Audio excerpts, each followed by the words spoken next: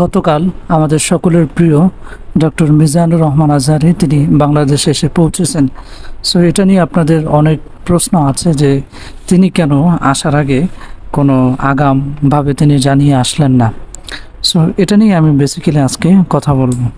Doctor Mizanur Rahman Azhari উনি যখন বাংলাদেশে আসলেন, আসার প্রায় 1 থেকে 1.5 ঘন্টা পরে মেবি উনি স্ট্যাটাস দিয়েছেন, যেটাতে প্রায় 1.2 মিলিয়নের মতো লাইক পড়েছে। এখন উনি যদি জানিয়ে আসতেন, এই যে জানিয়ে আসতেন, এটার ভিতরে অনেক রকমের সমস্যা রয়েছে। প্রথম যে সমস্যা সেটি হচ্ছে যে উনি যদি জানিয়ে আসতেন তাহলে পুরো এয়ারপোর্ট ব্লক হয়ে যেত, জ্যাম হয়ে যেত।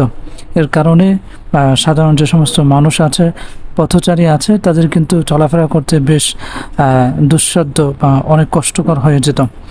এবং আপনারা জানেন যে তিনি যেখানে যান সেখানে যথেষ্ট পরিমাণে নিরাপত্তা তাকে দেওয়া হয়। কোরিয়াতে গিয়েছেন, সেখানেও তাকে বেশ নিরাপত্তা দেওয়া হয়েছিল।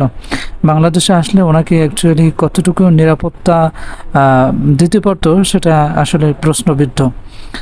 যদিও তাকে নিরাপত্তা দেওয়া হতো, কিন্তু সেটা আসলে অনেক সেফটেবল থাকতো না, কারণ বাংলাদেশে ওনার প্রচুর পরিমাণে ফ্যান ফলোয়ার রয়েছে। আর আপনারা জানেন যে তার কী পরিমাণে জনপ্রিয়তা রয়েছে। ওনার এক একটা প্রোগ্রামে প্রায় 10 থেকে 12 লাখের মতো মানুষ হতো। এবং শুনেছি ওনার মুখ থেকেই যে ওনার 1 বছরের প্রোগ্রাম এসেছিল বেশ 10,000-এর মতো। এখন উনি অ্যাকচুয়ালি কীভাবে প্রোগ্রাম করবেন সেটা ওনার বিষয়, তবে উনি আমাদের মাঝে ফিরে এসেছেন। আরেকটা বিষয় এখানে ছোট্ট করে বলি, সেটি হচ্ছে যে ডক্টর লুৎফর রহমান ফয়েজী, যিনি তার কাছাকাছি হয়তো আত্মীয় লাগতেন, তিনি তার ব্যাপারে বলেছেন যে তিনি বীরের বেশে ফিরে আসবেন। কিন্তু সেই মানুষটা আল্লাহ তাআলা পৃথিবী থেকে নিয়ে গেছেন। আল্লাহ তাআলা তাকে জান্নাতে আলা দান করুক। ডক্টর মিজানুর রহমান আজহারি তিনি বাংলাদেশে এসেছেন। এখন ফার্স্ট উনি কোন জায়গায় মাহফিল করেন কিংবা দাওয়াত নেন সেটা দেখার বিষয়, এবং সেখানে আমি যাওয়ার ট্রাই করব এবং আপনাদের জন্য একটা পার্সোনাল ব্লগ দেওয়ার ট্রাই করব।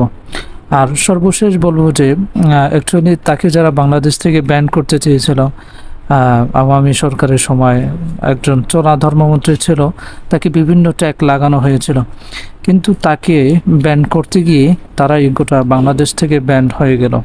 আর ডক্টর মিজানুর রহমান আজহারি তিনি পুরো বাংলাদেশে আসলেন এমন অবস্থায়, সেটা অবশ্যই বীরের বেশে। এবং তিনি এতদিন পর্যন্ত বাংলাদেশে ছিলেন না, প্রায় 4 বছর তিনি ফিরেছেন। সো এই 4টা বছর উনি বাহিরে কাটিয়েছেন। যখন আওয়ামী সরকার চলে গেল, এর বেশি দিন যেতে না যেতেই উনি চলে আসলেন। এ থেকেই বোঝা যায় আওয়ামী লীগের যে রোষানলে পড়ে উনি যে বাহিরে ছিলেন সেটা স্পষ্ট। সো এখানে এ প্রশ্ন উত্থাপন করার কোনো সুযোগ নেই যে কৌমি বা বিভিন্ন ঘরানার আলেমদের চাপে উনি বাহিরে গিয়েছেন, বরং আওয়ামী সন্ত্রাসীদের রোষানলে পড়েই উনি কিন্তু প্রবাস জীবন কাটাতে বাধ্য হয়েছেন।